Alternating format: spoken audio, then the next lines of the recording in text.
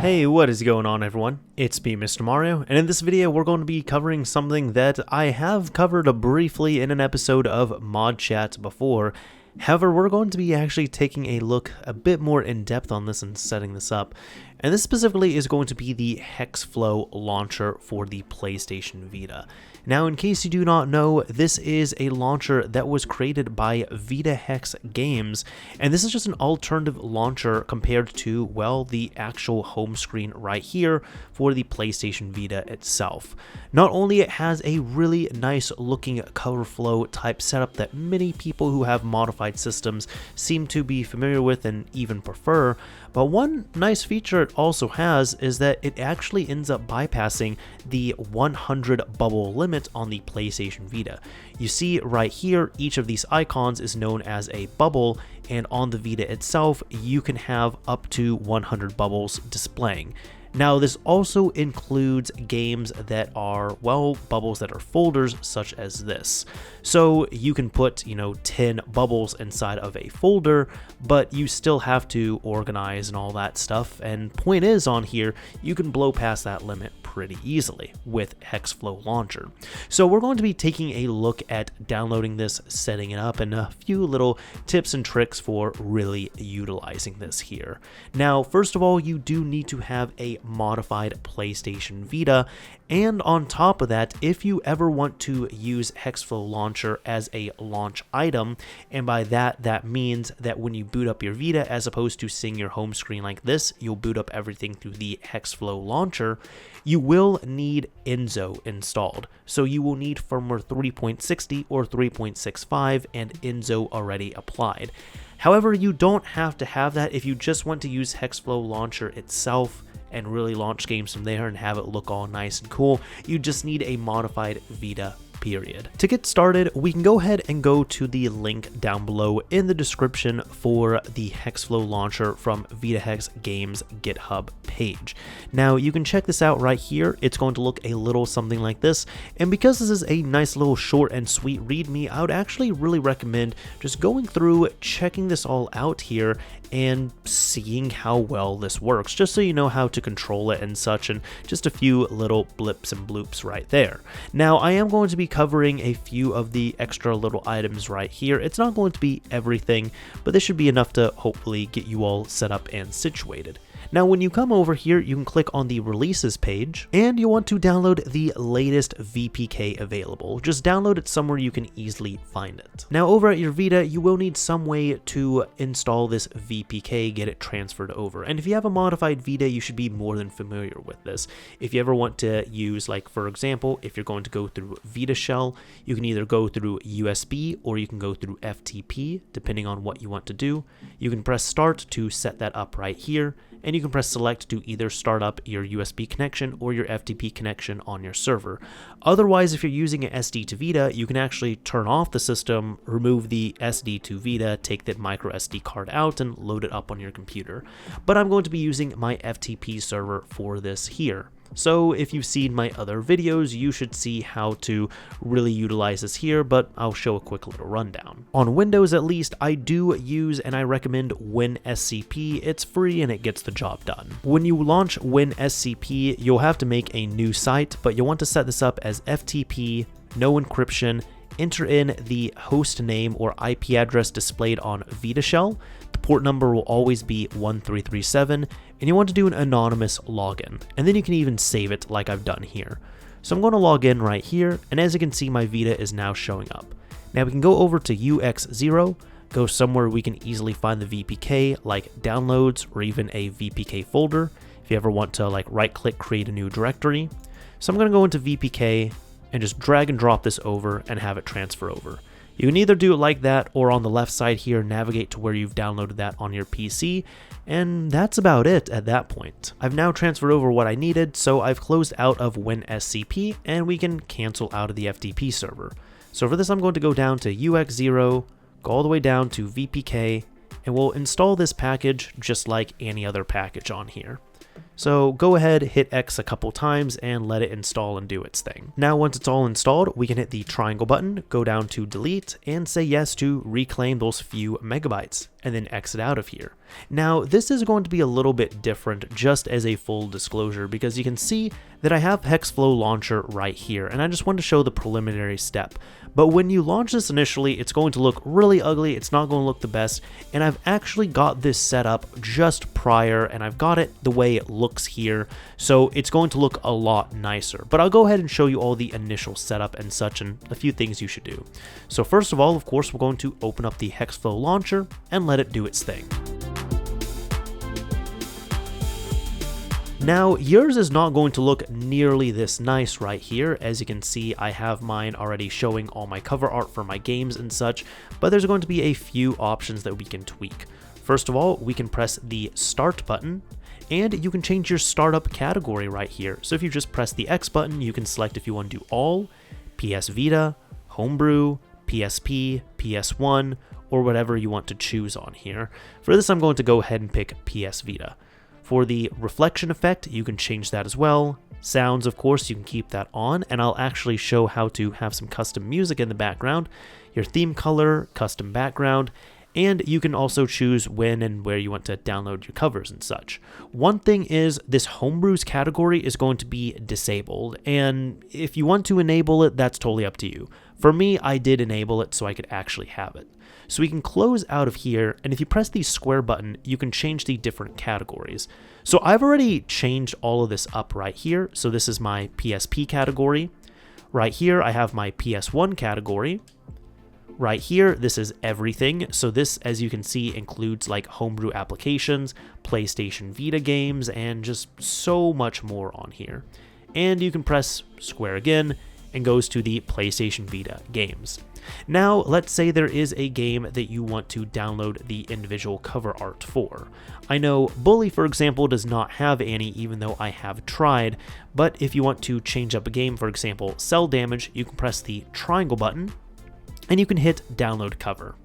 Now, when you download that cover, if it finds a cover, it will be able to find it and download it, and you can even do an override category on here, which is how I ended up changing everything else. So, for example, what I did was initially, and this is my homebrew section right here, as you can see, but just to kind of categorize everything, I went into the all category, and I just went to several things here, and you can hit, a triangle for details on Adrenaline, and you can change this to Homebrew and press X on there.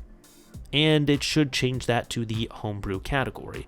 Just like on anything here, for example, like Bully, I made this for the PlayStation Vita, but you can change this here to PlayStation Vita or maybe Homebrew, however you want to classify this. It's totally up to you. So that's the cool thing about this right here. You're just able to go through and download all of those other items. Now, one important thing to note is, as you can see, not just from this, but from PSP, you can see that all these are looking pretty accurate, pretty good, as well as PS1 games. So these are all installed not only because I have them set up through Adrenaline, but I have bubbles created for them through the Adrenaline Bubble Manager. And there is a very important way that you have to set up your bubbles on Adrenaline. So let's go ahead and exit out of here, and I'm going to show you the Adrenaline Bubble Manager. So I'm going to come over to Homebrew and go to the Adrenaline Bubble Manager and just launch this. And just for demonstration's sake, I've actually added some more PS1 and PSP games so we can get this set up. So first of all, if you're in the Adrenaline Bubbles Manager, you might have to press the Start button, and right here, this option, Bubble ID, you will need to change this from PSPMU to, your game ID, so title ID. So it's initially by default set to PSPMU, but you're going to want to change it to title ID, and you're going to want to save that by pressing Start right there. Secondly, if you press the circle button, any bubbles you have to have the game IDs like this. Now, unfortunately, I haven't found a way to manually change them, so what I actually did was I just went in and uninstalled all of my old bubbles and then set up new ones under the title ID here, but they have to be the title IDs, they have to look like this. They cannot look like PSPMU 001, 002, 003.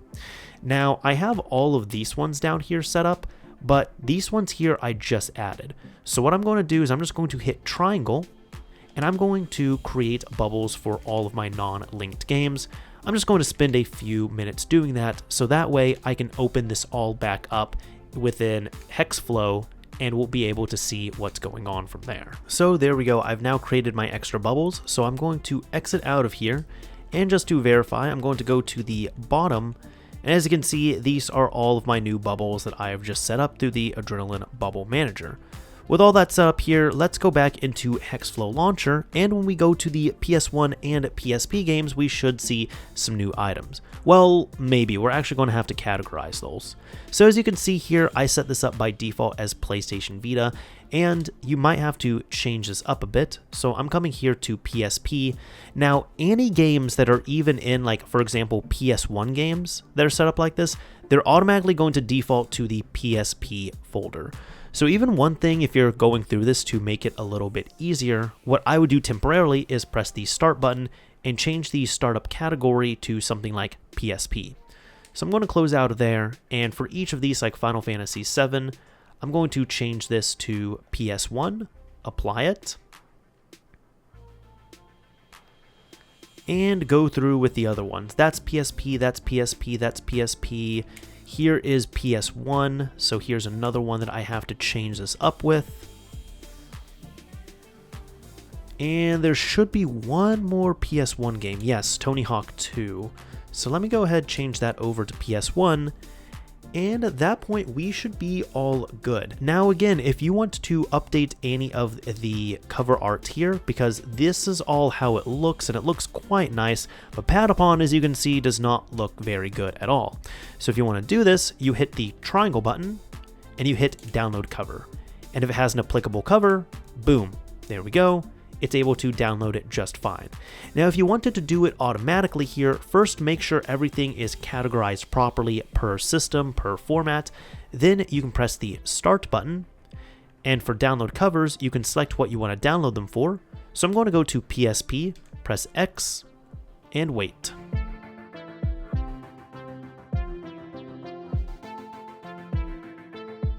As you can see, it should have done that. So I'm going to hit Reload Covers Database and wait a bit longer.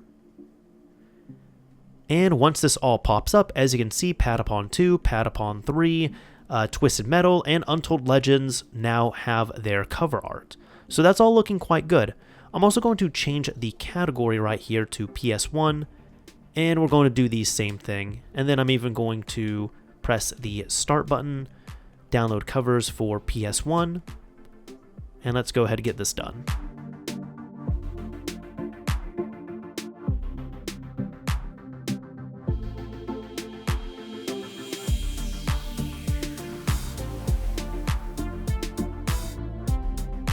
Alright, so in covers, check that out. Final Fantasy VII, we now have a cover for that. What were the other games I put on here? Tony Hawk and Tony Hawk 2, they're all looking quite good. And if we go to all, everything is showing up here just fine. Like, I'm quite happy with this here. And I love how this all looks. This all looks just great. Like, look at this. Look at all of this. So this will probably take some playing around with to really get to this point, and it does take some time, of course, depending on how big your library is, but it can be quite rewarding. So we've covered initial setup on here. We've covered, categorizing everything properly, getting your covers and all that stuff. I do also want to show how to set up custom backgrounds as well as custom music, if you would like that on here. So for that, let's go ahead, exit out of here. We're going to fire up our Vita shell, and we're going to just transfer a couple things over via FTP yet again. All right, so let's go ahead and get connected to our PlayStation Vita. Right here, in order to transfer items over, you'll have to go to UX0, Data, and HexFlow. And now within here, first let's get the custom music. If you want a custom sound background, it must be an MP3 file, and it must be like this, music.mp3 with a capital M. Just drag and drop that over, and there we go. It should sit there in this folder and look exactly like that. Next up, if you want a custom background, it would be recommended to have it exactly, I'm going to bring this up right here. It would be recommended to have this in 1280 by 720 pixels or lower. Now this one is 960 by 544 because that is the native resolution of the Vita's screen, but because it's lower, this will work just fine. So we can go ahead, transfer this image over. Now this image has to be either a PNG or a JPEG, and whatever you call it, it has to be still that extension, but we're going to rename this to background. So there we go. It has to be background.png or background.jpg. One of those two. Now we have our customizations transferred over, so with that, I'm going to exit out of this and go back over to the console. Back over here, we can exit out of all this, go back over to the HexFlow Launcher, and see what difference this makes.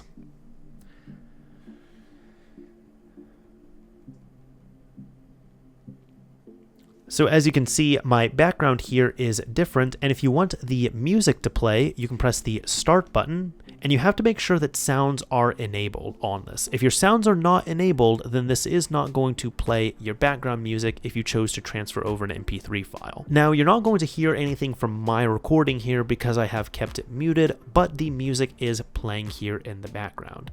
Now, here we go, we have all this set up, so at this point, you know, it's funny, I exited out of this to launch VitaShell, but if you ever want to launch anything here, for example, let me change the categories. Let's go ahead and, you know what, find VitaShell here. Why not? If you want to launch any type of application, homebrew, game, whatever it might be, you literally just come over to where it's at, you launch it, and it launches the application just like that. We can even exit out of here, go back over to the HexFlow Launcher, and try something else. Since we have a whole lot of PSP games right here, you know what, let me go ahead and grab Grand Theft Auto Liberty City Stories. So there we go, it is effortlessly exiting out of that first bubble for the HexFlow Launcher, and it has booted up the other bubble for Liberty City Stories that we have created. It works just like that, super easy. I'm going to even exit out of here, and there we go. Now, this is all great and good, but what if you love this so much that you want this to be the exclusive launcher? That means you want to see HexFlow when you turn on your Vita as opposed to this. And don't worry, you can still access this. Well, again, this final step here is going to be for anybody who has firmware 3.60 or firmware 3.65 and you have Enzo installed. We're going to be using AutoBoot for this, which is another plugin which will force something that we choose to boot up on launch. So for this, we can exit out of this, and we're going to install this here using our friend Auto Plugin. So I'm going to go ahead and launch Auto Plugin 2, and we're going to look for AutoBoot. Let's go to Vita Plugins, Install Plugins, and I'm going to look for AutoBoot. Here we go. We're going to press X. So we have this all set up, awesome, but let's go ahead and exit out of Auto Plugin 2. Even though we haven't fully configured it yet, it is going to restart the console. Now, depending on how your setup is, it might just default to Molecular Shell or Vita Shell on here when you boot everything up, but let's go ahead and modify this. So first of all, we need to go to UX0, Data, AutoBoot, and the boot.cfg file is what we need to modify. So right here, this is what your title ID needs to be for whatever you want to boot up. As you can see here, this one is defaulting to open up VitaShell as soon as you turn on the console, but we do want to change that. So for this, we can go ahead and go to App, and we're going to look for this here. It looks like this tile ID is HXL. It looks like this tile ID is HXFL00001. That's for HexFlow. So we're going to go in and change that. Again, you want to go to Data, AutoBoot, Config, and we're going to adjust this here. Just press X on this, and we're going to change this all uppercase. We should now be able to exit out. There we go. We're going to press circle, and we want to save our modification. So that's all been saved. We're going to exit out of here, and we're going to go ahead, reboot the machine.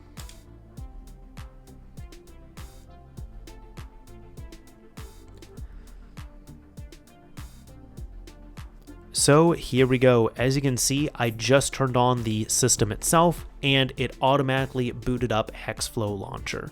Now this might not be for everyone right here, but if you like HexFlow, if you like cover flow like this works out pretty well. Again, if I want to launch, you know what, let's do one last thing. Let's go ahead and launch a Vita game here, why not? And we're actually gonna have some fun. We're gonna launch my favorite game of all time, Grand Theft Auto 3. So go ahead, fire that up right here. And I actually haven't even booted it up on this install just yet, maybe not on this console here. But either way, as you can see, it's now working just fine. And if you ever want to exit out of here, if you press the PlayStation button, yes, it is going to bring you back over to the LiveArea, but you can just jump right back into HexFlow Launcher. So either way, that is about it for this video. I really hope you all enjoyed it. I hope it helped you all out, and I hope you got to learn something new for the Vita that you got to try out here. Oh, and I guess one last thing on this, if you ever want to get rid of AutoBoot, so you decide that's not for you, you can again just, it's pretty easy, go into Auto Plugin here, for example, fire this back up, go to Vita Plugins, uninstall plugins. We're going to get rid of, not under kernel, we need to switch section to main. We're going to get rid of AutoBoot. So I'm going to press X, and yes, we want to disable AutoBoot. And now we can exit out of this and restart. So there we go. At this point, this is the end. I hope you all have enjoyed checking this out and really getting to see here HexFlow Launcher, maybe for the first time for some of you all. And if you want to try it out on your Vita, I definitely recommend giving it a shot because you can't really lose out anything on here. Best case, you get a really cool launcher, and worst case, well, you always have access to the original LiveArea if need be. It's not a full replacement, so don't worry about that. But either way, that is about it for this video. Hopefully you all enjoyed it. Hopefully it helped you all out. If it did, a like would absolutely be appreciated. If you didn't like it, like you don't like this cover flow setup right here, that's fine. A dislike is fine as well too. Anyways, this is Mr. Mario signing off. Thank you all for watching, everyone.